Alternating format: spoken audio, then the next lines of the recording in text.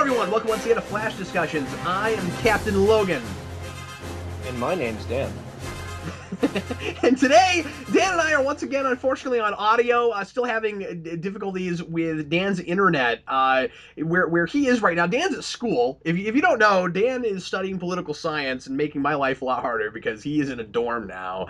And whenever we record, we have very hit and miss internet. So bear with us as we do this, but it's totally worth it because Dan's awesome, and I will do everything I can do to keep Dan around and helping me make shows. Dan, thanks for being here, man. Thanks for having me. I always have a great time being on the show. Today, we're going to be talking about the third episode of Flash, Things You Can't Outrun, and before that happens, we're going to talk, of course, about some questions and comments from the audience from last time. My first question, Dan, though, before we get going, is Things You Can't Outrun. Are we going to manage to make every single episode title have something to do with running or speed? Hopefully, because then we can name one of the episodes after our Bruce Springsteen song and Mark Waid's opening arc on The Flash, and that would be awesome. Well, considering that Arrow already named a couple episodes after Bruce Springsteen songs, I would not be surprised if that happened. Oh, really? That's awesome. I like Springsteen a lot, so that's Pretty really sure they cool were to hear. Springsteen. They definitely like to go to classic rock, so yeah, that's a thing. Well, let's go ahead and get into this. Get into some questions and things. Chad Van Oostendorp says, Cap, you won't be satisfied until Clock King has his own standalone TV series movie deal and is on every kid's lunchbox. Let's start the petition. The big bad in the Justice League movie, and the only one to bridge the movie TV DC Cap is Clock King. I'd be fine with that. Yeah. Yes, I would too. It's really funny just how many of these of the comments from last week are about Clock King. You need to cosplay Clock King at some point. That would be pretty awesome. I have always wanted to do that. George Simmons, hey guys, you really have hit the nail on the head with the Spider-Man comparisons, especially with Barry's jokes and personality in general, while still having a serious side. Also, they have both saved Asian children from burning buildings. I noticed the fire thing from the second episode, but I didn't really mention it because I thought that was kind of standard superhero trope in the first place. Me too, but the way it was shot. Yeah, it kind of was similar to that. I mean, if they had a screaming old lady that turned out to be Willem Dafoe when they turned around, that would have been the icing on the cake. Unfortunately, that didn't happen, but... John Sidney, Captain Logan, I disagree with you about the flashbacks. While I think the flashbacks in Arrow are unnecessary, I thought these flashbacks were really good. Which is funny that you say that because I think a lot of the time we need the flashbacks in Arrow. That's interesting. I also disagree with you about the kid because I think he is a better actor than the kid playing Bruce on Gotham. Ooh, them's fighting words. Because that kid I think is spectacular. I do agree, however, that we don't need them in every episode, and I can see myself getting tired of them if they're in every episode like I did in Arrow, and judging by these creators' track record, I do think flashbacks are going to be in every episode. Well, we get them again here, but this time I thought that they were actually really necessary. Yeah, and more importantly, they weren't all flashbacks to Barry's childhood, at least points in time. So, yeah. And it was for Caitlin Frost, which I think was important because she is looking like she's going to be one of the main supporting cast members on the show. So that was pretty cool to see. Well, I'm wondering how long, of course, it takes before she turns into a bad guy. Yeah, is Killer Frost a bad guy, or is she an anti-hero, or what? Like, I've never read an issue of Suicide Squad before in my life, so I know nothing about that character at all. Well, I mean, all your Suicide Squad characters are bad guys in some form, and like were at some point, even if you can kind of look at them as anti-heroes now.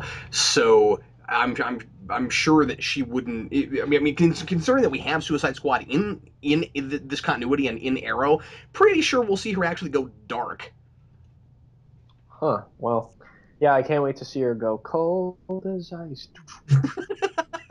Especially given that she already has a lot of angst and a lot of reason to be kind of to be like really angry and stuff. So Yeah, she's got that whole like really guarded thing going on that she mentions, and I think that's a really interesting part of her character. We'll talk about that a little bit more later, but that was a part of her character that was kind of there. I'm kind of glad they at least Not that they needed to like point it out to me. Like I kind of noticed that about her already, but I'm glad that she at least talked about it here. It was cool. As far as the flashbacks go, I am still kind of hoping that we don't have to have them in every single episode, just because I'm not sure. After a while, it seems like there just wouldn't be enough stuff in the past that would matter. It seems like the show is a lot more about going forward and isn't as much of an origin show as Arrow was. Like this doesn't seem like it has to be a stretched out origin. We are at the beginning of Flash being a superhero, but it does seem like we're just kind of just adapting Flash to screens. So I kind of hope we don't constantly have to go back to the past, or if we do, that there ends up being a lot of stuff that we're not thinking of right now of what in the world could have been in the past that we'd want to deal with all the time. Yeah, I'm hoping that we get flashes to the past and the future because like this is a show about traveling through time. So I mean, Yeah. I'm a little bit more okay with going to the past if there's a reason to facilitate showing us that stuff, obviously. But I'm with you. Like I don't feel the need to see the past arbitrarily every episode. You know, as long as they have some kind of story reason for it, I'd be fine with it. But Dan, I think they need like pop art transitions that say like flashback, like every time we go back to the past, and it's just like lightning. that It's like and it's like flashback. that would be the coolest thing ever. They definitely should do that. I'm just kidding. No, I'm serious. Oh, are you? Oh, Yeah. okay. Flashback. Adam Wentz. Hey, Cap and Dan, I have a theory about Wally West's origin in this show. I've been looking for any mention of Iris having any kind of sibling other than Barry. Yeah, you and every other Flash fan. I think that they're keeping that real close to the chest right now. Whether it's a brother like in the comics or even a new sister just for the show like Sarah and Arrow, and have come up short. I find it very strange that the writers of the show, who in Arrow drop references all over, have yet to mention Rudolph West or Daniel West. Now, I could be overthinking matters, but this seems to be purposeful. I think it is too. Now on to my actual theory. What if Wally isn't really a West? What if he's a kid who was affected by the particle accelerator like Barry and gained access to the Speed Force? Barry meets him, takes him under his wing, trains him as Kid Flash. What do you, Dan? What do you think they're gonna do with the whole Wally situation? Because there's no way this show doesn't have that character, especially given that Arrow has Red Arrow and introduced that character like 10 episodes in. And especially since Wally is the best Flash, just my opinion. But Yeah, well, yeah, but yes, and especially because he's a character, he's the Flash that everybody loves. I mean, like we're doing the Green Arrow sidekick character in Arrow, and Roy's not even like the character that everybody came to love more than the original. right, I mean, I could see them doing something with Wally since this show is from the conceit of it, from the first episode has been about time travel. I wouldn't be surprised if they did something like what they do with how they introduce Bart Allen in the comics, where he's a grandson of Barry from the future. Like I could see them bringing in Iris's nephew from the future, and you still have that connection, but he just travels through time. He's older because of that. I think that would be really cool. Yeah. I'm gonna throw out some things from email now. Carl Maxey, dear Captain Logan, when you and Dan brought up Reverse Flash and him being the big bad guy this season, I'm reminded by the documentary Necessary Evil of the DC Comics. I still haven't seen that yet. I need to get my hands on that and watch it. For Barry Allen to become the Flash and do what he'll do, Reverse Flash has to do horrible things like kill his mother in order for Barry to become the great hero we all know him to be. So my question for you and Dan is: without Reverse Flash's interference, Barry Allen wouldn't become the Flash, and there wouldn't be Flash to save so many people later on. So is it a necessary evil? Clearly, and I think that that's what a lot of the show's going to be about ultimately. Well, I think that's how the conceit of the show has been set up. Yeah. In the comic books, that mother killing thing with the Reverse Flash was not always there. That's a very recent addition. So, if you're going to talk about comic book history, I don't think Barry Allen needs the Reverse Flash to become the Flash. And I think we discussed this a little bit earlier in that I think the if I was writing the show, I think the ultimate conclusion should be Barry Allen becomes the Flash regardless of what happens to him in his past because that's just who he is and he's such an inherently good person and he's Yeah. curious and has a scientific oriented mind and stuff like that. I think it would be interesting to see the Reverse Flash attempt to change Barry in that way and be unsuccessful. Yeah, and I think, but I do think they'll play with the question. Oh, definitely. But I'm just saying that I think if I was writing the show, that's where I would go with it. I wouldn't be like, oh, the only reason Barry Allen exists is because, or as the Flash, the only reason that happened was because the Reverse Flash changed the timeline and stuff. Yeah, sure. Well, and then in this, we got to wonder about Wells too, because Wells clearly has created a thing to make sure that Barry Allen becomes the Flash, and we can't be sure just because of stuff we know, and well, more stuff you know from the comics, that the Flash, necessarily definitely existed in the future. Because the thing is, like, yes, we have that newspaper, but like maybe he is creating this timeline from scratch and is able to see what the future looks like, and so that's where the newspaper came from. Yeah, possibly. I mean, there's that thing from this episode too, where he knows exactly where Barry is going to be when the lightning bolt hits him, regardless Yeah. of his interference. So, Oh, that's true. So it must have happened in the first place. yes, exactly. Yeah. Okay. Yeah, you're right. Will Medley on email. I've been thinking about this timeline issue you talked about recently, and I think I cracked it. In the initial timeline, Harrison Wells and Barry Allen worked together on the particle accelerator. Barry would not have become a CSI scientist because his mom didn't die, and he would have worked for Wells because the interest in science would have taken over the non-apparent need to avenge his father. When they turned on the particle accelerator in this timeline, only Barry and Wells were affected, becoming Flash and Reverse Flash. Later, after Barry disappeared in 2024, a huge and catastrophic problem occurred in which Wells needed Barry to be alive at that specific time to fix. Wells decided to go back in the past and alter Barry's timeline to kill his mother so that Barry existed in 2024. Now, we can't be sure yet if he was involved in the killing mother thing, because I don't think, because I think it's possible that there's two time travel scenarios going on. I mean, obviously we don't know for sure, but at this point, I'm pretty sure that Wells is the guy that manipulated and orchestrated all this stuff.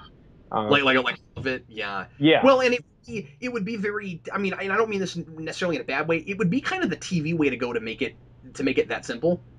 Hmm. Well, I mean, where it's like one guy, so it's a little easier to follow it. Well, I think they're It's going to throw red herrings at us because we're going to get a Reverse Flash in this season, and it looks like it's going to be Eddie Tharn, foreign. which is the guy that's in the police precinct, and that's the name of the Reverse Flash that Barry usually fights. Um, because the Reverse Flash is a generational thing, and there's been multiple ones, and one of them, Hunter Zolomon, like we talked about, has the power to travel through time rather than being super fast. So we'll see what ends up happening. I think his proposal for a potential timeline is interesting. I would be fine with. And I hadn't finished, but here's the rest of his Oh, sure, comment. sure. However, when he arrived back there, he found the universe had drastically changed because in the second timeline, Barry never helped Wells build the accelerator, and thus Wells made something not as good. The second Wells inadvertently both got injured, did not become Reverse Flash, and created hundreds of metahumans. Knowing this knowledge, the first Harrison Wells killed the second Harrison Wells and took his place in 2014, which reminds me a little bit of a Voyager episode called Relativity.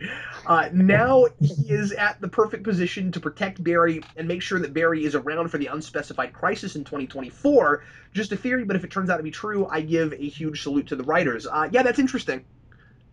Um, I think I there's a I think there's a lot of possibilities. I've been talking about this idea of maybe there were two Harrison Wells because I don't see. Well, here's the thing, though. I just thought of this. If you're right, and he was responsible for the death of Barry's mother, like he made sure that happened or something, except that it was with I mean, I think we just don't have enough to go on right now, so maybe we shouldn't even be talking about this. But like we see like the yellow streaks and stuff, and so it doesn't seem like it's like he comes back on purpose and specifically does that and then just moves on. But I was going to say it could be he goes back and kills Barry's mother to make sure that he has that in his past because he knows he's going to need it, and then from that point on, he just is Harrison Wells. Yeah, I mean Like it's possible. he goes back in time, kills Barry's mother, and then sets up his company while Barry's a kid, and that's all established by the time he grows up. And he might have been watching over him the entire time. I mean, we see Wells manipulating Joe into a place where he acts towards Barry the way he wants him to. He, Yeah.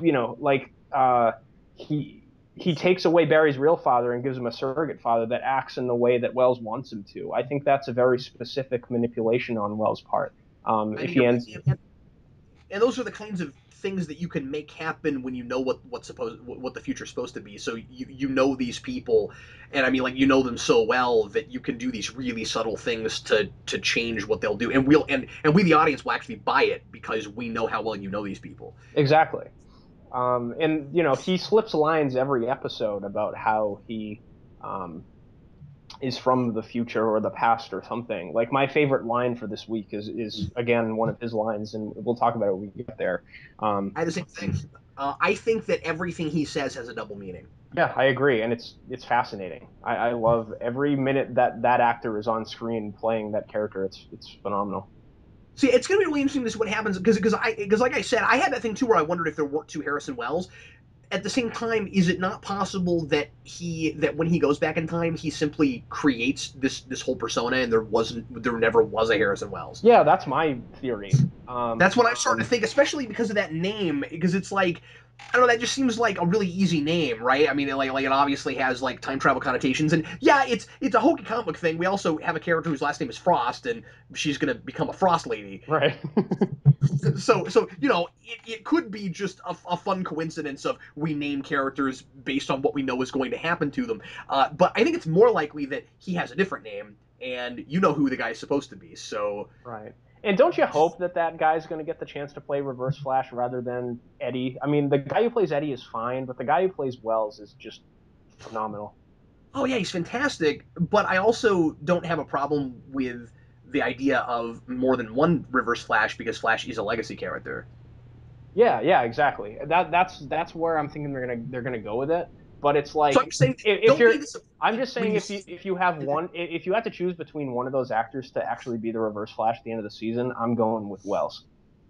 Oh yeah, me too. But you're not going to have to choose between them because they'll probably ultimately both end up being it at some point. And like whenever you have legacy characters with this continuity, they always have a long term plan for it because they had that with Black they've had that with Black Canary. So I know they're going to do that with this. Hmm. Yeah. Uh, and then Magpie 2541, have you given any thought to the fact that Wells might be Bart Allen? Uh, no. I had I hadn't thought of that. I don't know why it would be. That would make Bart Allen a very evil person, and I wouldn't like that. So I really hope that's not the case. I wouldn't either. I mean, I can see the idea of like there's a like maybe we see this guy like as a kid at some point in the flashbacks, and then he grows up and he's this guy. But I wouldn't want it to be like one of the kid flashes or anything. Yeah, I mean, the Reverse Flash is a Flash fan in the future, and he's kind of like how Barry gets inspired by the Jay Garrick Flash comic book character when he first appears in the Silver Age. Um, Yeah. so he might have that kind of like fan thing going on, but I think that would be the extent of it. I don't think they'll make him like a direct relative or anything. Let's go ahead and jump into. There's lots of other comments, but let's go ahead and jump into today's episode. Things you can't outrun, and going into general overview. The first thing I want to say is I really like the message of this episode. I really like the whole kind of figurative and literal thing of the things you can't outrun. He's fighting Mist, but he's also learning that he can't control everything. I did think that it was a little too in our face about it with the bookended narrations. Yeah, I'm with you on that too. I was content with the talk that he had with Joe about all that stuff, Me too. and And it should and have I ended at this. yeah, and I was glad that they furthered the development between those two characters. Again, Joe, it was solidified last episode that he's one of my favorite characters in the show. But this episode just kind of furthered that notion for me. I loved every scene he was in and what he had to say, what lines he was given. I had the same thing. I'm going to say what I said last week about flashbacks, and I'm starting to feel a little bit better about the whole flashback thing, and I do think that maybe eventually we'll be able to get away from them. And I'll talk about flashbacks here in a minute. I thought in this episode they were handled pretty well, but I want to say the same thing I said about that this week about the narration. Can we just stop that? Can we get rid of it completely? Because I know eventually they will. They did exactly this with Arrow. Like like Oliver had narrations for the first few episodes, and then they quit doing that. Like he has his little narration thing that like before every episode that's kind of just in case you've never seen this show, here's kind of the premise of it, but it's the same every week. This is every episode, Barry Allen opens the show with a very Raimi Spider-Man type narration, and I just don't think they're going to do it forever, so I don't know why they even started with it in the first place. Because they did the exact same thing with Oliver Queen. If they do it forever, then hopefully they do stuff with it. But I don't know why it's here.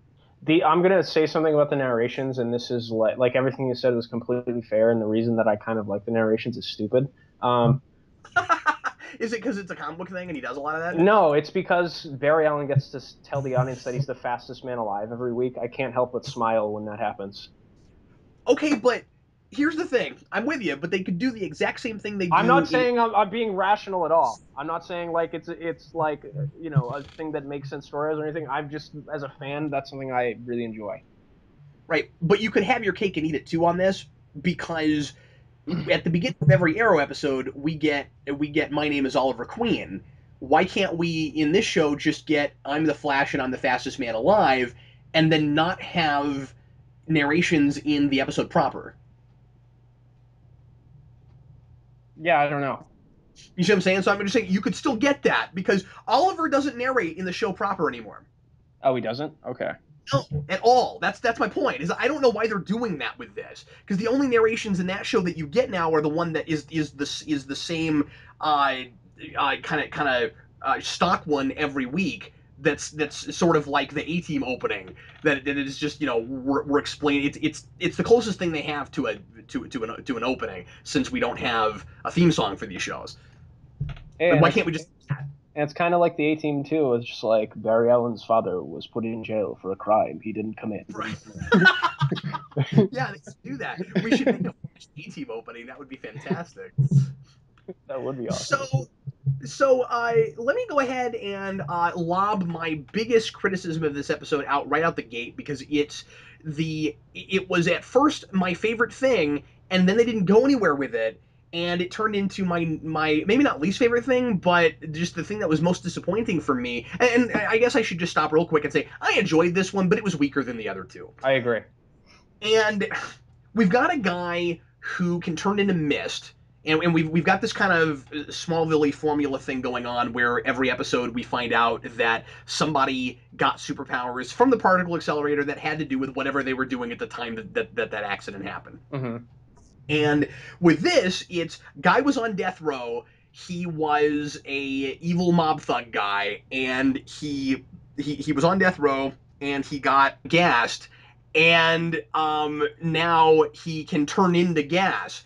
And I thought, wow, I'm really surprised they're going there. Like I thought it was kind of gutsy to tackle capital punishment in the third episode of the show that I keep saying is a really family-friendly show. And couldn't we do some incredibly interesting like social commentary and questions of that without being heavy-handed about it, without necessarily coming down on it one way or another? Couldn't we use this to talk about the idea of capital punishment? He goes to the lawyer that he blames for this happening to him and kills her, and you could say she and the system is to blame for this. If only there was no capital punishment, this couldn't have happened. I know that's a really simple thing to say. I'm just saying they could have done something with this, and at the end of the day, it's kind of just the setup. There's no talk about the issue at all. Yeah, and I'm with you. Like, especially since Barry's dad is in jail for murder. Like, murder in depending on what state you live in the United States, you can be sentenced to capital punishment for murder. Obviously, it's a pretty high crime. So you could have talked about Barry's dad maybe facing that.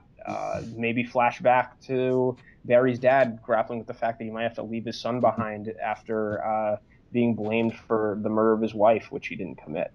That would have been really interesting too. And at the very least, even if we weren't talking about Barry Allen's dad maybe could have been condemned to death, we could use this to discuss the problems with the system. And that because, we've got a guy who's in jail for a crime he didn't commit. And if we use these two guys and paralleled them, we could use that to further discuss that situation.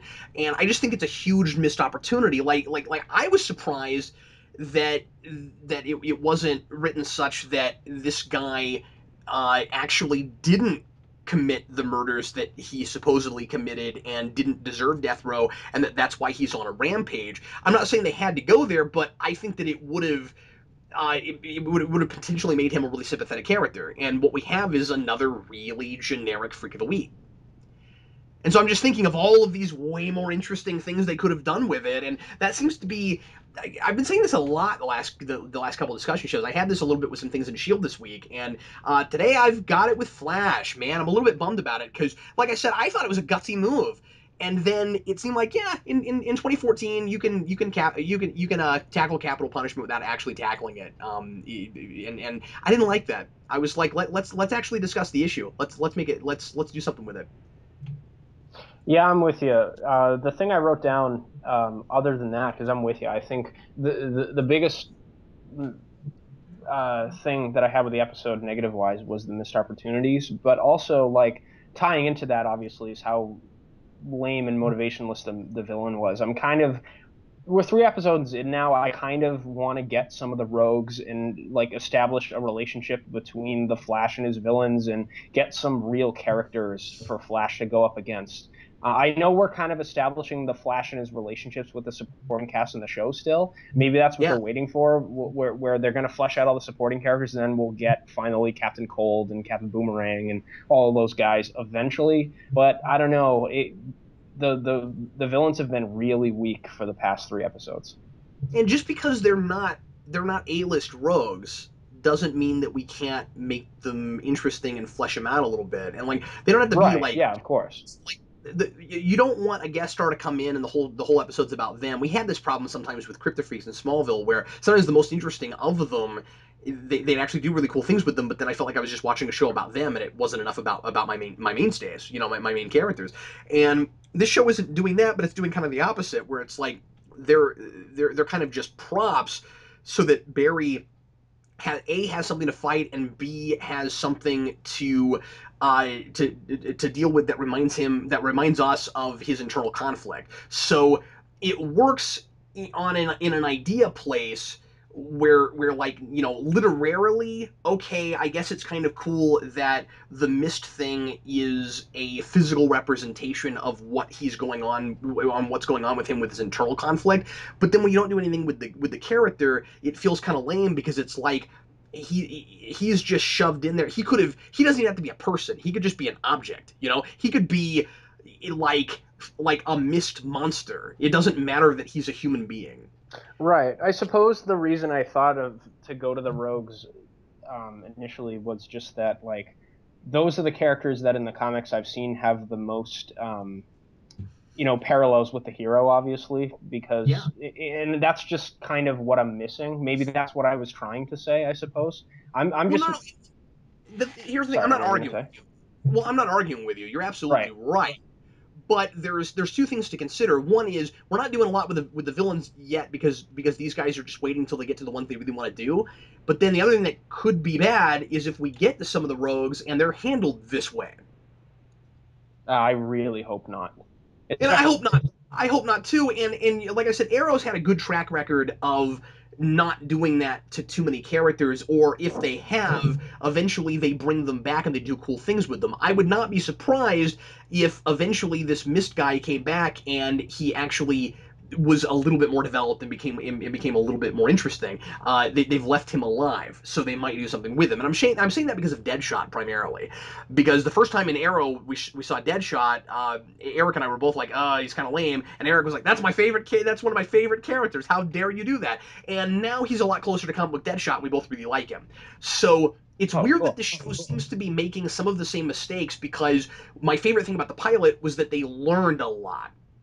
And it seemed like they looked at what they did with Arrow, they looked at what was working and what didn't, and they had developed a lot of skills along the way, and now they made in almost, I don't want to say flawless, but like just a really really really solid pilot. And as we're going along, I'm still really liking the show, but I do sometimes feel, maybe this is harsh, I do sometimes feel like I'm seeing writers who have been doing this long enough that sometimes they kind of fall back a little bit on formula. Hmm. And so like if you haven't seen Arrow, I think you might, or much of Arrow, I think you might watch the show and think, okay, they're kind of falling back on formula a little bit because it's very comic book. But I'm seeing a lot of skeleton stuff they've done in Arrow suddenly crop, or not even suddenly, but just cropping up on the show. And I'm like, I don't know, like you guys can't just plug in for X and Y and get a good episode. And again, with the character stuff, they're not doing that for the most part. Like Barry, I still really like. I think that what he learns in this episode, and ultimately the whole message of it was really good. But like I said, we're kind of just using what the power is for the villain to kind of echo what the internal conflict is, and I think we need to go farther than that.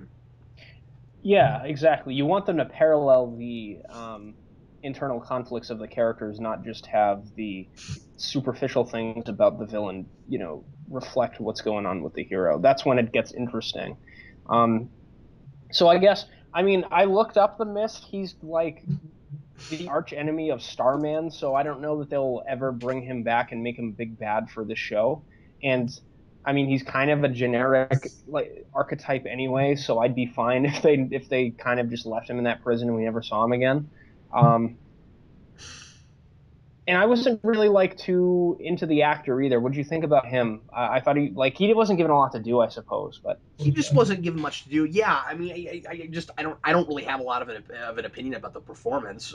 He looks okay in the role, but it kind of sucks to be that guy because he doesn't because you're like, yeah, I get to play a supervillain, and you're like, oh, you mean I don't like get a costume or anything? When I do evil menacing things, it's all CGI.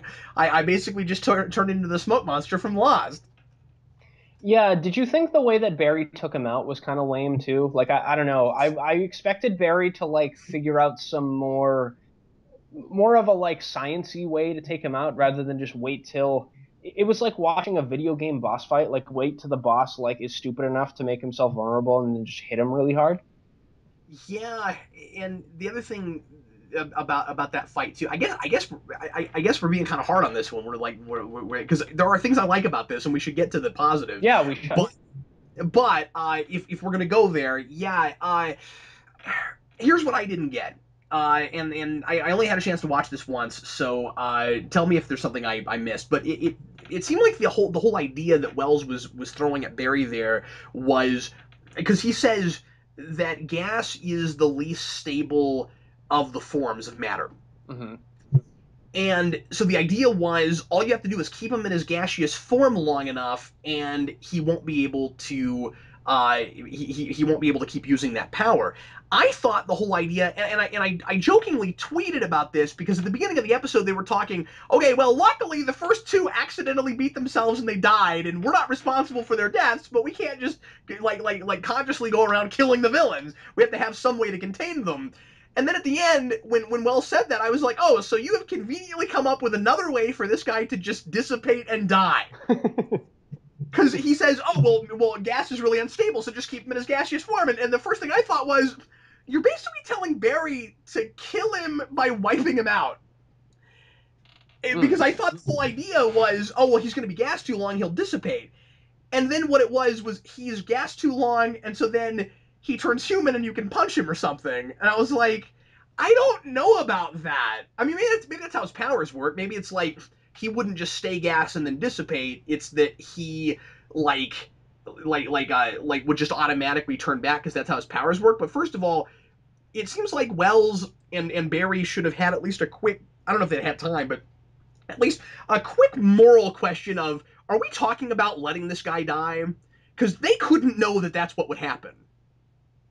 Right. Yeah, it was just That's very yeah, strange to me because it's really awkward. like why would he choke on himself if he was in his gaseous form for too long? Like he'd like every time he became a human again in that fight, he would like start to like the effects of the gas would start to go on him instead, and that's why he like was out of it, and Barry was able to like hit him and make him faint.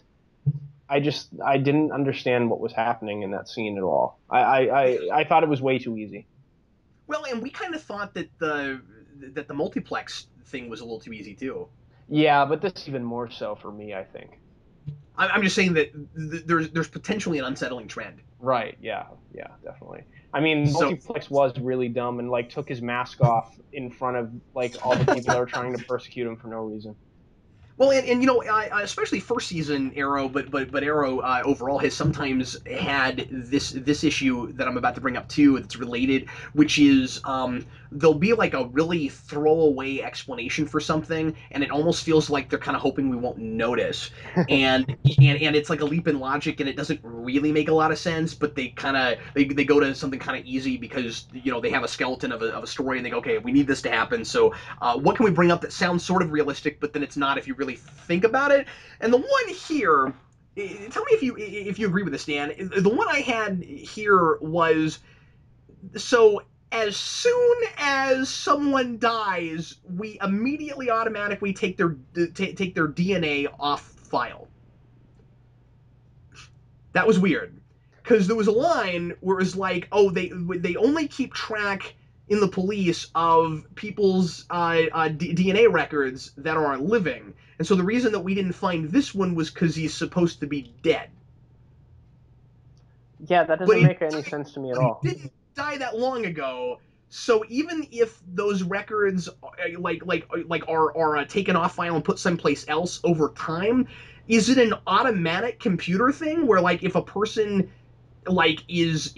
dies, then the record immediately takes it out? I didn't understand that at all. Well, it's weird because like if it's when someone dies, that doesn't make any sense. Because like if someone gets murdered, why would you want to take their DNA records off of Isn't police that records? exact?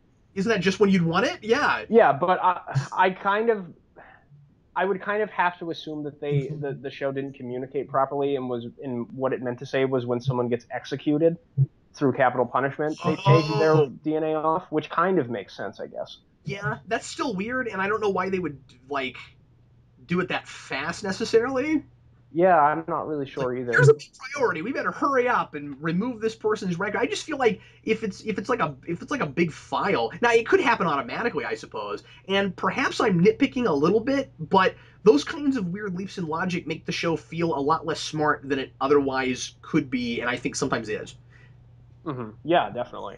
Um, So that kind of thing bugs me a bit.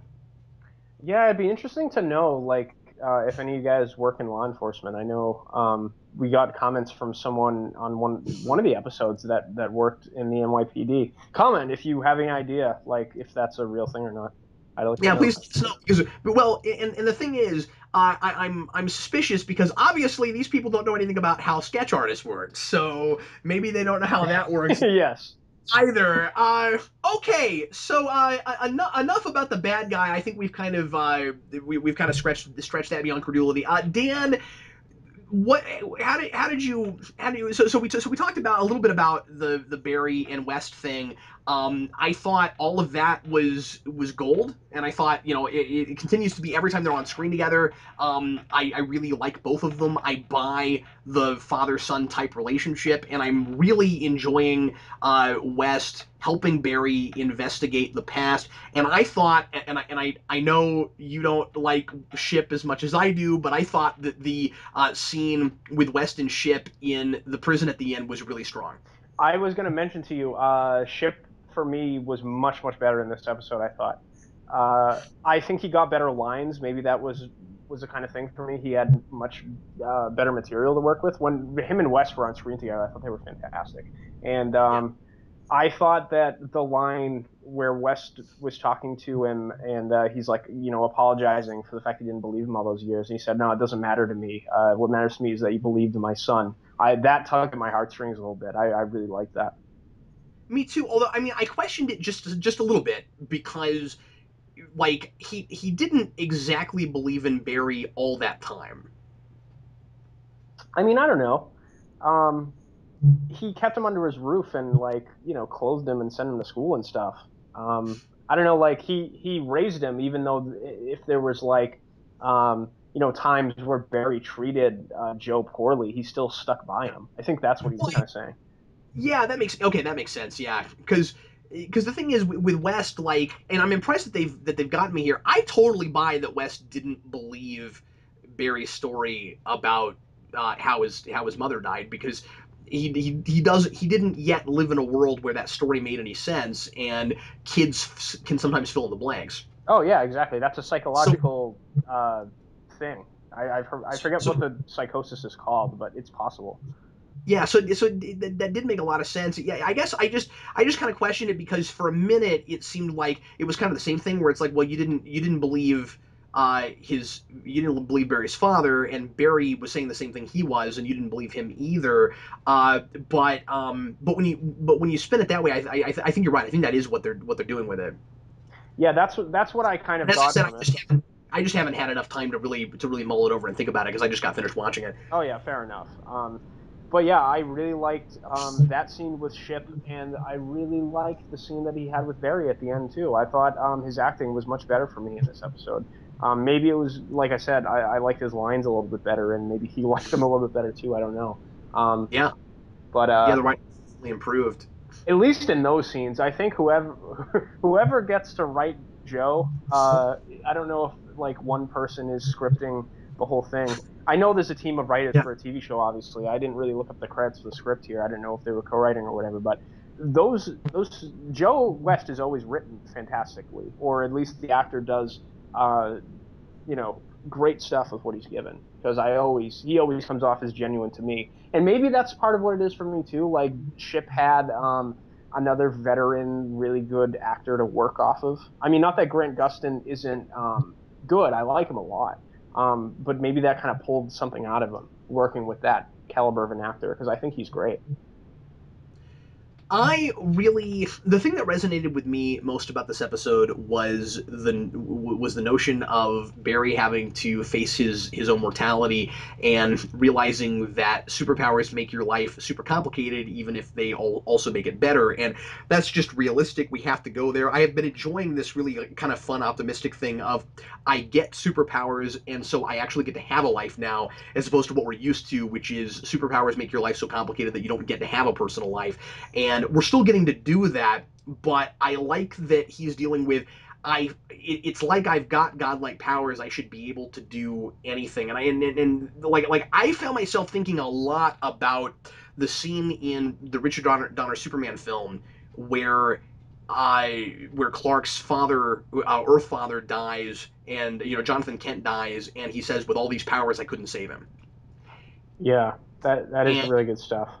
this episode has that, we're dealing with that a little bit with what the supposed death of Ronnie Raymond, and I think the idea is supposed to be that sometimes having a lot of ability, whether we're talking about superpowers or natural ability or whatever it is, I think that this is a real life thing that we're using superpowers to talk about. If you have power and then you're not able to do something, it's almost worse. It reminds you almost feel more helpless. You almost feel more mortal because of the contrast, because of the extreme of I can do all of this, but here's this one thing I couldn't save or I couldn't stop or I couldn't help.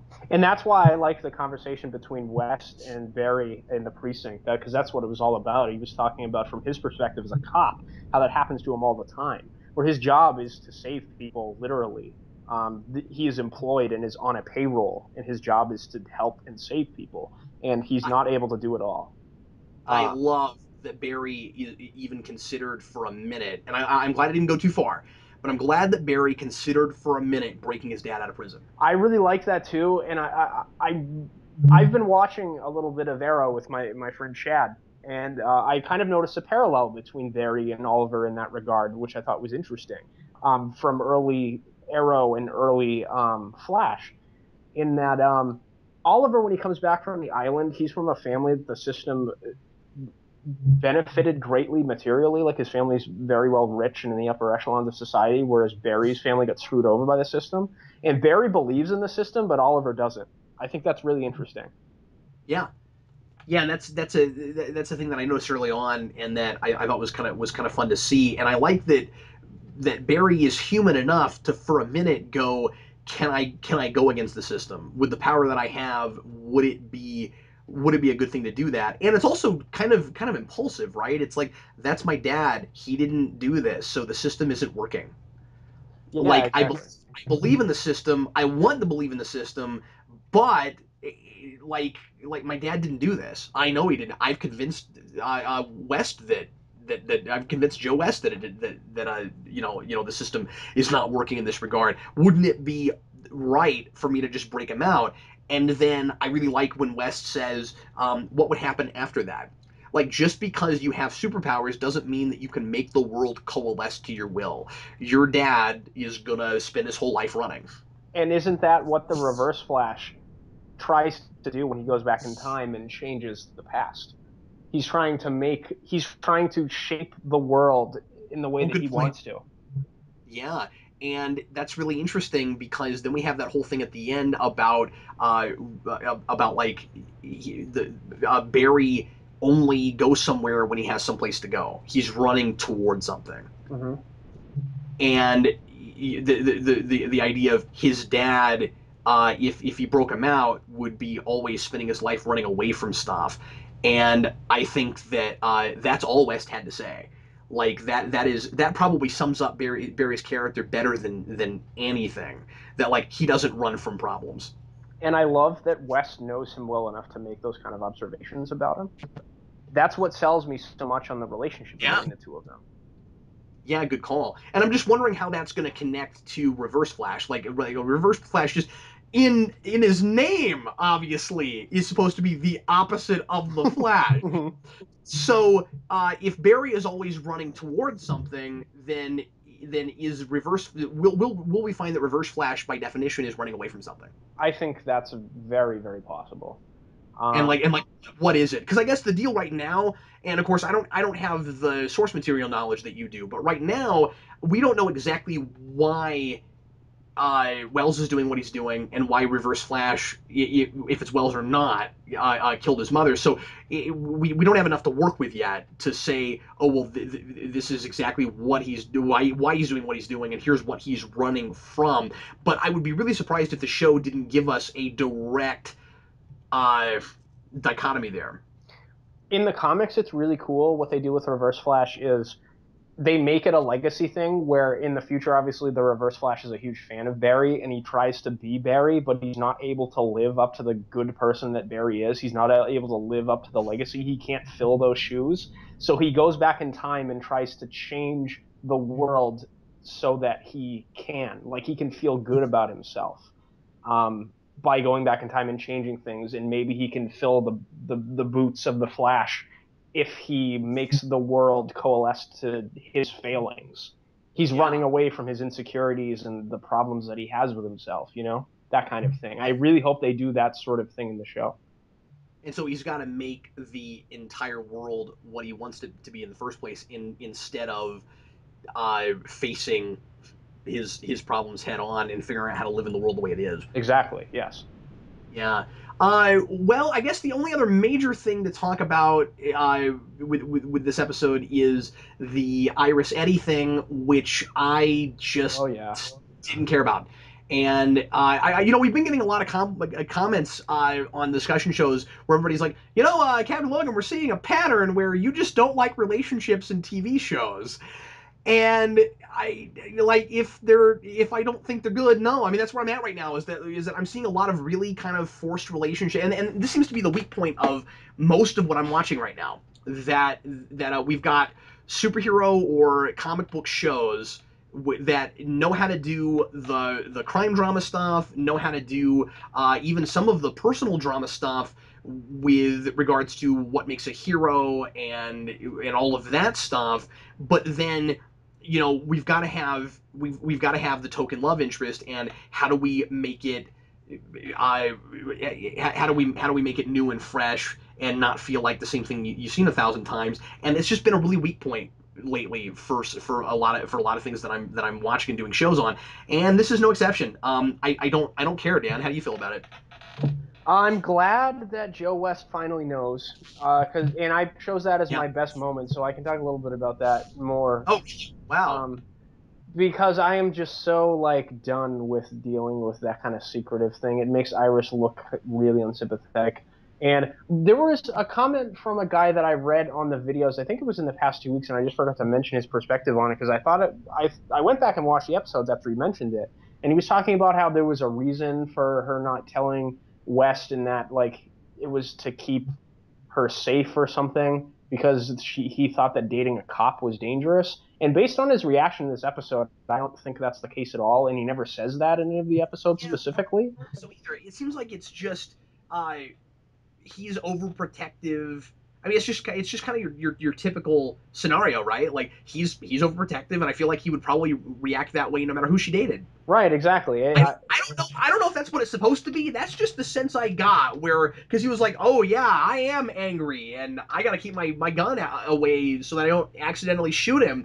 And I was just like, would he react this way no matter who she was talking? Like, I wish there was a reason given or something. Yeah, the whole relationship thing in this episode is really strange, and I'll talk about that a little bit more because that relationship thing is simultaneously my best and worst moment of the episode. There's two separate occasions where I'm just like I love what's going on, and then in another occasion I don't know what's happening with this relationship. Um, Yeah. but the thing that I really liked about that scene in regards to Joe West was that he goes, "Do you like him?" And she says, "Yeah." And he goes, "Well, I guess I'm going to have to try my best not to shoot him." I mean, he respects his daughter's decision. And that's what I felt like the guy he was in the first place. And the fact that Iris doesn't know that about her father and lies to him about it is really weird. Like, I really hope, like, I'm really glad that he knows, but, like, it just makes her look like a not a sympathetic person. You know what I mean? Well, I'm with you. They're doing a good job of continuing to make him really sympathetic, but I feel like again, I've had this some with Laurel and in Arrow and stuff where it's like we've got to make other characters look good at the expense of the female love interest character. Yeah. Why, or like in order to have some relationship drama, we've got to throw them under the bus a little bit. And I just don't know why you can't have good relationship drama and I actually like the girl. I don't get that. And I mean like the actress is really good. I like her and Barry together on screen, but so far I've never really liked whatever it is that they're talking about because they keep meandering around issues that I know eventually are going to have to get solved anyway, and I know that their relationship can't go anywhere, and so I'm not going to get real interested in seeing them on screen together until she finally knows that he's Flash. We know that's coming. We know it's not going to be like Smallville where they make us wait for 6 years. So Right. I mean, they're already just like just get there already, and then that's just how I feel about it. I think what it's supposed to be is it's like, well, you're supposed to feel squirmy about it. You're supposed to go, oh come on, let's finally get there, and somehow that's supposed to be fun. Maybe that's like jump scares in horror films. Maybe that's supposed to be fun. It's not fun for me. yeah, I'm with you. I mean, it's just the kind of thing where like I just don't like these two actors don't have enough chemistry for me either. Like so far, I mean, they haven't been in a ton of scenes together other than them like kind of sucking face. So like that, Well, and you know that they're not going to last. right? You know that in the back of your head. But if like they had as much chemistry as Barry and Iris did, then you could buy Iris maybe being infatuated with this guy temporarily and being in a relationship with him that worked. Obviously, it's going to fall apart eventually because he's named after a supervillain. But it's like I just don't care. Like the actor, the acting and the writing, like not that either of those two actors separately are bad at what they do. I think they're both very competent, but I just don't think that the chemistry between them is as good as what it is between Iris and Barry. And like you said, maybe that's the kind of thing where you're like, Iris, like this is the guy you should be dating. He's right in front of you. How do you not see that? But at the same time, it makes her look kind of unsympathetic, right? Because like Barry is so good to her, and she's just like, oh yeah, you're a cute little nerd that follows me around that I'm kind of brothers with. There was a time on television when we would in a comedy or a drama keep characters dating or flirting and keep up this kind of drama and never let them get together and or get married because as soon as you finally have that coupling, like that's what people were waiting to see, and once you have the coupling your ratings go down and everybody stops watching. I think times have changed. I don't think it's like that anymore. Yeah, I mean, I don't think you necessarily need to have Barry and Iris together in like issue 5 of the series to make me enjoy it. I'm just saying like I'm not saying make do Iris a that. sympathetic person, right? I am saying that how dumb is she gonna feel the farther we go and doesn't figure out that he's the Flash? Yeah, and I'm hoping that They're just not making me buy that. If she was, if they were less obvious about it, if they were less typical about it, if it wasn't she's like investigating the Flash and like he keeps having to give her really dumb lies about where he is and right, stuff, yeah, then I fair. wouldn't mind. What I'm saying is that like that bothers me more than the will they or won't they thing. But I'm saying that it is like that relationship thing, but also the relationship thing is there too, where I'm like, well, I mean, I know she and Eddie Thorne are not going to be together forever, and also I'm not into that character yet. I don't know. It's just some of it's personal opinion. It's just right now, there are other things in the show that are far more interesting, and whenever they go to that stuff, I have a hard time not tuning out. I'm with I, you. I I'm not even gonna go any farther than that. Let me ask you this question though. Do you not feel like there are other things that the show's doing that like Iris says really dumb things sometimes? Uh, I There's didn't. this there's this What? one Give me thing. an example. What? Maybe I'll agree with you if you refresh my This, memory. this is minor. I thought it was funny, so I'm going to throw it out there. The media is calling the Flash the Streak, not because they don't know his name or they're trying to come up with something clever, but they're calling him that because that's what it looks like. They're seeing this red streak shoot around, and nobody ever. I don't think anybody yet has seen even a glimpse of Flash's costume. Like I don't think he's stopped and anybody's gotten a snapshot of him yet, right? Like Yeah. they're just seeing a red streak. Okay, so how dumb is the line then? Did anyone get a look at the streak's face? Oh yeah, that's right. Like, do they even know Of if it's a course human? not. He's a streak. You don't even know that it's a person. I don't That think. But even if you were somehow sure it was a person, we're calling him a streak because he moves so fast we can't. Of course, we didn't get a look at his face. that is true. Yeah, I didn't even think about that. That's interesting. I just think that's silly. This is minor, but I think it's silly. See, I don't know. The thing that bothers me about Iris more than anything is like we get great character development and relationship stuff with Caitlin Frost and the what Ronnie Raymond, and he's not even like in any of the scenes where she talks about him, but you can like you get a real sense of why their relationship worked when she talks Yeah. about him. Like the lines are very well written, were very well acted. She talks about how no one was able to make her laugh before because she was really reserved, and Ronnie kind of broke her out of her shell. And I'm like, well, if you understand what makes people attracted to each other in the first place, why can't you make this relationship a little bit more interesting? Because I loved all the stuff with Caitlin Frost and Ronnie's backstory and relationship and stuff. I thought it was great. Yeah, yeah, I completely agree with you, and it's going to be exciting to see him come back again because I think those characters are liable to have a lot of chemistry. Yeah, and I think even like her and Barry had like beginnings of chemistry going on. Like maybe The not even. dynamic, even if it's not romantic, right? Yeah, exactly. Like you get the sense that like they could be really, really good friends. And I think Barry's a character that would do that for someone, especially since he's been friend zoned by Iris since like age 7. He knows what that's like. Iris, I should mention after I said the thing about the streak thing that later on, interestingly, if I'm trying to remember if it her that actually does get to see his costume I, because he looks at someone that he knows and then obscures his face by moving real fast so they can't see his that's face. his dad in the jail. Oh, that's what it. Okay. So Iris still hasn't even had a look at the costume yet. I thought that was really cool. Yeah. That like has a way to blur his face. But real quick, can I tell you what annoys me about it? What knows you about it? Well, that's awesome for this show. But then, and when you get there, you will facepalm with me, Dan. Oliver Queen, in front of lots of people that he knows, will have his hood and not be in shadows or anything, and has his jaw and his nose and is very clearly Oliver Queen, but we're supposed to have that suspension of disbelief comic book thing of well they can't tell who he is because it's supposed to be kind of comic book logic. But then this show has him blur his face so that his dad can't tell that it's him, and so it's not comic book logic. So that is really inconsistent. Yeah. I thought it was a cool little nod to the fact that the Flash eventually will be able to like vibrate his entire body through walls and stuff. That was what excited me Yeah, about it. yeah, that is really cool. But I'm just saying that the reason they did it was so that his dad couldn't look at him and tell who he was. And if we're doing comic book logic, the mask should have done that. Right. Yeah. I mean, Arrow's kind of got the comic book logic thing going on with the domino mask too. Like that wouldn't fool anyone either. So, I mean, It would, but here's the thing: early episodes of Arrow, they do a pretty good job of keeping him in shadows all the time. And then later on, they get really lazy mhm. with it, and they'll just light him normally, and then like Lance or someone will be like 2 inches from his face talking to him, and you're like, you should be able to tell who that is. Yeah, But yeah. then So is actually doing something with that, and I'm like, well, see, that doesn't go together.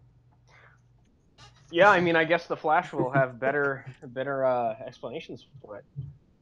Which Yeah, and maybe that's them going, we should probably finally actually acknowledge that and do something with it.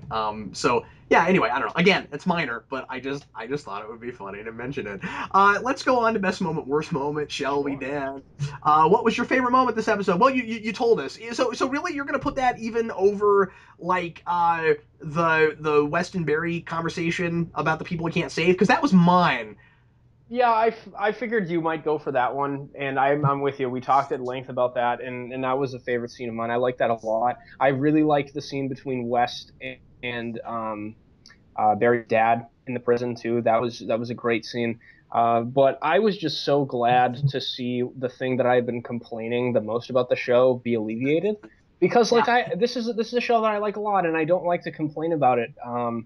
I'll criticize it when it deserves to be criticized, but that was the main that I've been harping on for the first two episodes. So I was very relieved to see that go away, and I was glad that they dealt with it so early. I thought we were going to carry this on for a good while, and it just like that scene just made Joe West look like a better character. You're right, they did throw Iris under the bus in that scene, which is kind of unfortunate. But I like Joe West a whole lot more than I like Iris at this point, even though I like the actress. What she's given to do isn't really to my taste.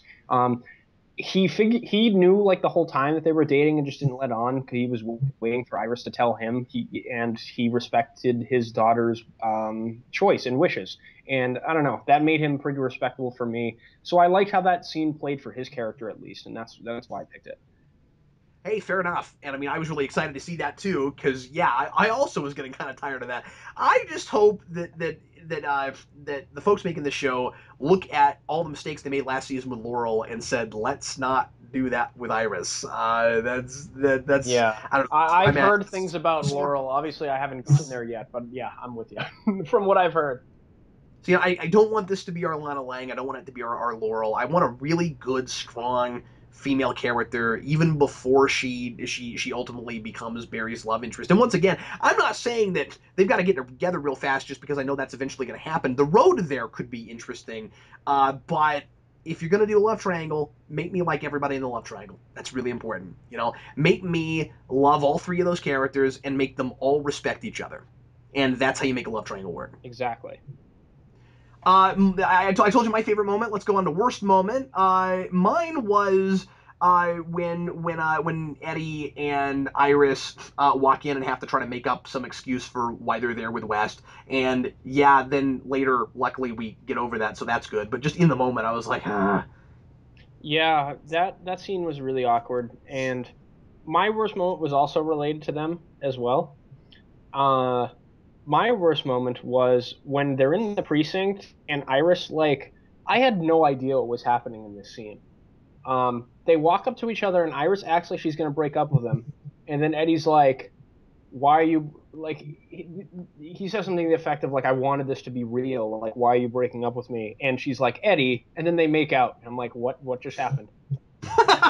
What is happening? Like, I was going to the next scene like." Did they break up and that was their last kiss? Are they still together? Like Yeah. I had no idea what was going on.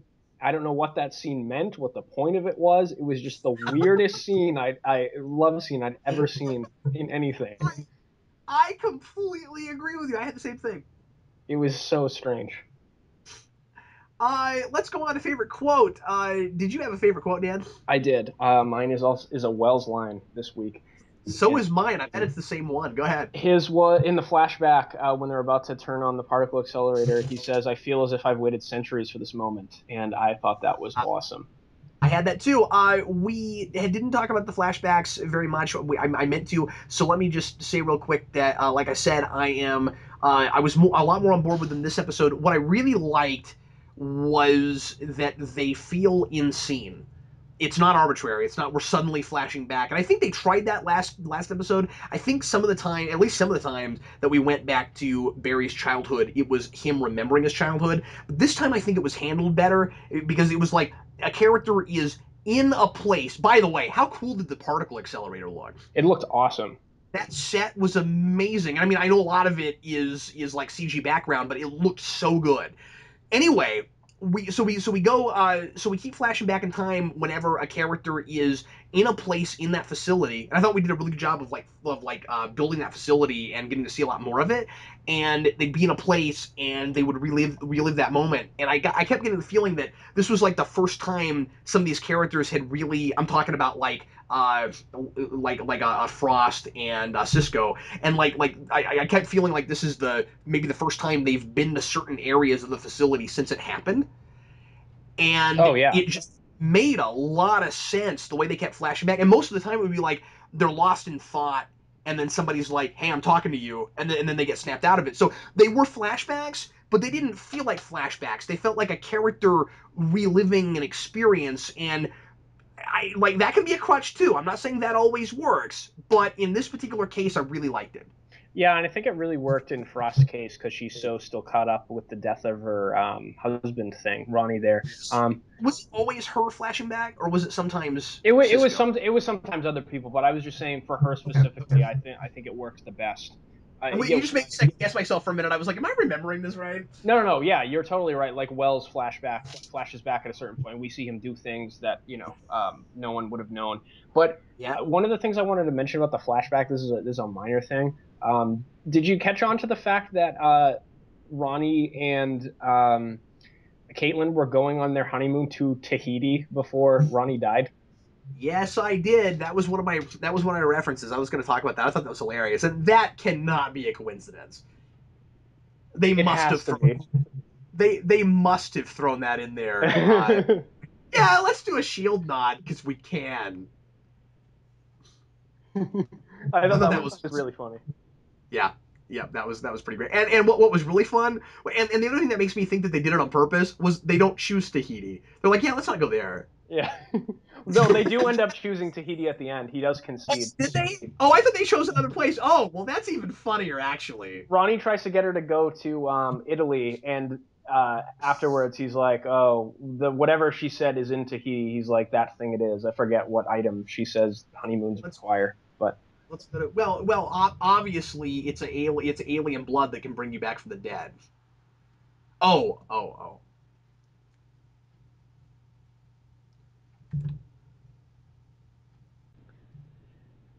Well, clearly the reason that they were going to Tahiti was so that they could get like magical alien blood that could resurrect them. it is a magical place. It's a magical place. So yeah, that couldn't have been a coincidence. I really hope not. That was really funny. Like they reference Orange is the New Black and Shield like in one scene, which was really funny. Wait, where do they reference Orange is the New Black? Well, she says on the plane that we should binge watch Orange is the New Black. Oh, I didn't even catch that. Yeah, I thought it was pretty funny. Yeah, that's pretty great.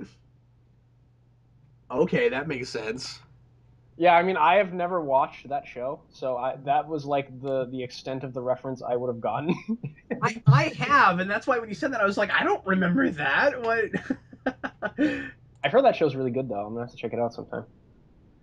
It's well written. It's not my kind of thing exactly, but I keep watching it because it's well done, and it's Kate Mulgrew. Oh, cool. So let's go on now to guest stars. Really, the only major one, and by major I mean character that mattered was was the Mist guy, and he is kind of a nobody. I had hold on, I had the IMDb page up, and now Dan and I had technical difficulties a second ago, and I am now missing Yeah, that page. Well, I'd like to mention that this guy, when he kills the judge in the elevator, looks like Steve Carell from Despicable Me in live action, and it's awesome. I mean, I guess a little bit. All he needs is a scarf.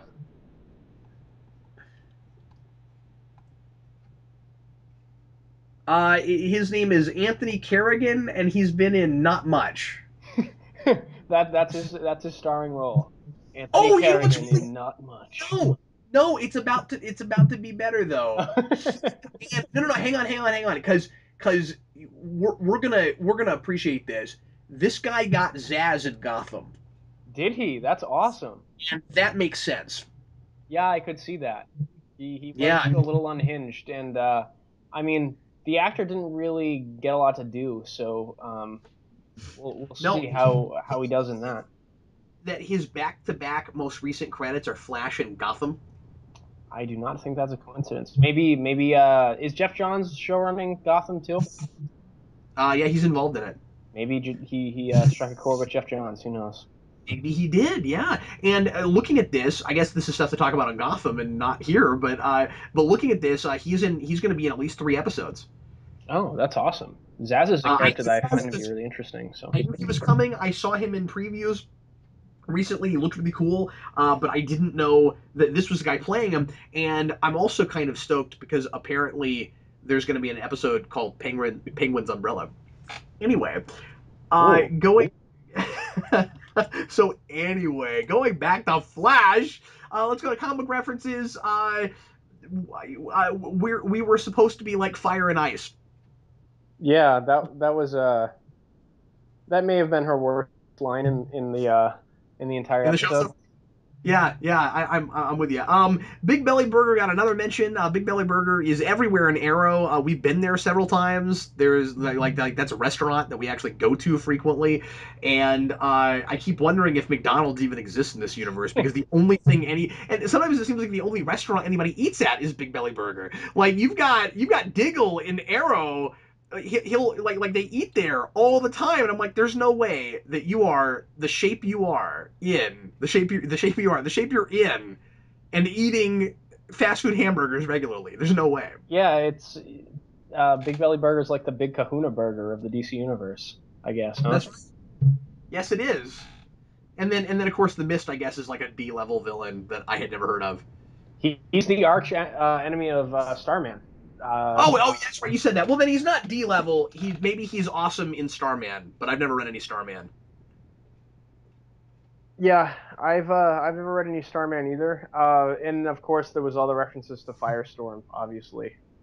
Yeah, other references to Firestorm. Do you think that might mean that there's a good chance that Starman shows up in this because they're mining some like lesser known DC superheroes? That'd be interesting. I mean, Starman's a character that I know absolutely zero about. I haven't read any Justice Society of America, James Robinson Starman, or any of the Golden Age stuff. So it's not a character that I have any sort of exposure to. But I do know that Star Girl is a character that Jeff Johns based on his sister that passed away. So it's a character that he likes a lot and is very near and dear to his heart. Oh, So, maybe they'll um, do her instead and just yeah. just yeah. So, I mean, I wouldn't be opposed to seeing either of them being exposed to a new character. I wouldn't mind. That'd be cool. Also, in exactly the same way we keep getting a lot of Teen Titans stuff in Green Arrow and I'm sorry, in Arrow and Suicide Squad and stuff, I wouldn't be surprised if we didn't start seeing a lot of Golden Age and really early Silver Age stuff in this, considering that Flash is originally a Golden Age character. Yeah, and of course, all the Barry Allen stuff in the Silver Age as well. I'd love to see stuff like that. Yeah, I think we can kind of anticipate some of that happening. Well, predictions and hopes. We talked a lot about the time travel stuff. I'm getting a headache thinking about that. I feel like we're spending too much time on that because we just don't know enough yet. So right now, trying out with the time travel is this interesting? Let's see where it goes. I don't. This episode didn't spark a lot of new predictions for me. Did you have anything, Dan? Nothing new. I mean, I think it's very telling that, from my perspective, that Joe West has already almost been fatally injured in the third episode. I don't think he survives the end of the season. I hope you're wrong. I mean, I hope I'm wrong too, but at the same time, if I was writing the show, that's where I'd go. If we're going to free Yeah. Barry Allen's father by the end of the season, we discussed all that in the last show, Yeah, but so we won't rehash that, but I'm with you. I think right now you should keep saying that's going to happen, and I should keep saying no, it's not. yes, that's 'Cause perfect. I actually don't think they'll go there yet, but I think that you're making a really good case for why maybe they ought to. So we should just at the end of every episode, they're gonna kill him off. No, they're not. Okay, let's go on to our trivia questions for the week. And Dan, what was your trivia question from last week, and what was the answer? My question from last week was in the first appearance of the Cosmic Treadmill, Barry Allen and Wally West have to fight an alien race by traveling through time in the past and in the future. One flash goes to each time period, of course. And I asked what the name of that alien race was, and the answer is the Dorcas. Yeah, that's the Dorcas. Yeah, they don't sound like a bunch of morons at all. And the first person who got that right was Night's Watch Media. So congratulations to you. Way to know about the Dorcas. Yeah, I'm glad that somebody actually got that. I thought that was maybe a little too obscure, but I'm glad that people knew. Dan, if memory serves, I had a question last time, but you maybe said the answer to it in the show. Yeah, I think I did. Either that happened or nobody got it right. But I don't have anything listed. I think that's what happened. Yeah, I think that's what happened. Okay, so well, let's go ahead and go on to this week's questions. Dan, do you have a cool comic question for us, sir? I do. All Since right, let's get it. Let's since get there. Let's do it. since Eddie and Iris's relationship moved somewhat forward in this episode, I think it would be a interesting question to ask about how their relationship went in the comic books. Uh-huh. And in the comic books, it goes very differently after a while, in that Professor Zoom, aka the Reverse Flash, kills Iris West, and she's brought back through convoluted time travel, her consciousness being placed in another body means later on. But how does the Reverse Flash kill her the first time? That's a good question. I'm gonna tell you the answer off camera, and it's gonna be pretty funny. Okay, I can't wait. Yeah, if what would be the name of the reverse Flash? If you had you had the Flash and the Reverse Flash, and then if you had a guy who wanted to be the reverse of the Reverse Flash, his name would be Professor Moose. That would be awesome. I'm surprised. I'm surprised nobody's used that yet. Well, no, of course not, because it sounds really stupid. My question for this week. So now that we've had this continuity for a while, and we're into our third season of Arrow, this series is building a lot of that lore. This whole thing is becoming really ripe for trivia. And my question this time is an Arrow question related to this show, which is, what is the name of the first episode that Big Belly Burger shows up in? This is a tasty burger. That's the question. Everybody, thanks as always for listening to Flash Discussions. Hope you enjoyed it, and we will see you again next week. If you know the answer to either of our trivia questions, go to geekvolution.com, go to the contact page, fill out the form there. You don't have to do any kind of sign-in, login, anything like that. By the way, let me also say that a lot of folks have been giving their real names there, and that's fine if you want to do that, but please give me whatever name you'd like to be called on the show. If you want us to plug your YouTube channel, make sure that you put your YouTube name in the name section there, so that people know who you are. So anyway, that's what you do, and we will make sure to mention the first person who got it right in next week's show. We will see you again. Dan, thanks for being on the show with me, and maybe we'll be on camera next week, maybe not. It seems to be kind of a crapshoot right now. Yeah, I hope so.